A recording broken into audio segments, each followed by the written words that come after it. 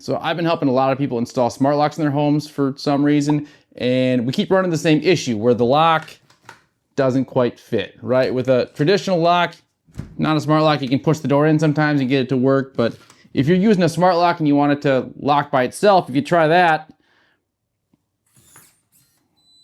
it's gonna get jammed, the door won't lock, someone's gonna come in and steal all your stuff and you're gonna blame me. I don't like that. Now you don't have to return the smart lock in this situation. It works fine. We're gonna get you fixed up. First thing you wanna do is just tighten all of your screws.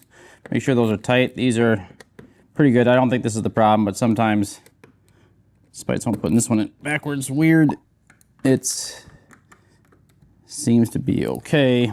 To figure out where the deadbolt is hitting the strike plate, we're gonna put something a little bit sticky here on the end of the bolt and see where it connects. You can use kind of whatever you want. I'm gonna use peanut butter, and I'm a big chunky peanut butter guy, but in this situation, smooth peanut butter is really the better choice. So we're gonna apply a little peanut butter here. Make sure we cover the whole thing. And then we're just gonna shut it. Let it loose so you don't wanna push it in, just let it shut naturally. And then we're just gonna check that out and see where it's connecting there. So as you can see, the peanut butter is coming a lot closer to the edge than I would like here. This is kind of an extreme case. You really want to avoid moving the strike plate if at all possible. It's a pain in the butt. You don't want to do it. So we're going to try to see if we can shave enough off of this, give it a little bit of a bevel so that our deadbolt will slide right in. You can use a file for this, or you can use a Dremel, which takes a lot easier. But we'll start with the file just to kind of show you what it's like.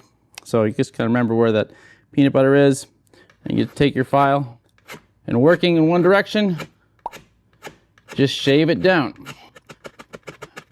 Now this should take you a couple minutes, but if you don't have a couple minutes, we'll bring in the big dogs, the Dremel. Wear your safety glasses, people. If you have a lot of material to remove like this one, the Dremel's obviously a better choice. Take you a lot less time. You just put on a metal grinding bit and have at it. If you don't have a Dremel, this is a great excuse to get one. It's just one of those tools you're gonna wind up using a lot once you have it. So we're gonna jump ahead here to the end. You gotta angle the Dremel a little bit to add a little bit of a bevel. It just helps the bolt slide in real nice. So here is what it looks like when we are done. That was a lot more off center than any other lock I've ever done, but it works, so we did a good job. Thanks for watching. If you want to find the best smart lock for your home, check out this video right here. There's probably one right here too. I do lots of reviews. Check it out. Thanks for watching.